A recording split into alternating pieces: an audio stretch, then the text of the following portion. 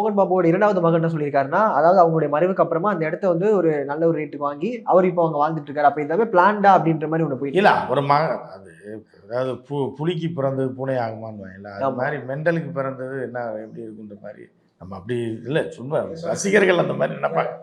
நம்ம சொல்லலைன்னா கூட. மோகன் பாபு எப்படின்னா ஒரு பையன் எப்படி இருப்பான்ற மாரி தான். ஆமா.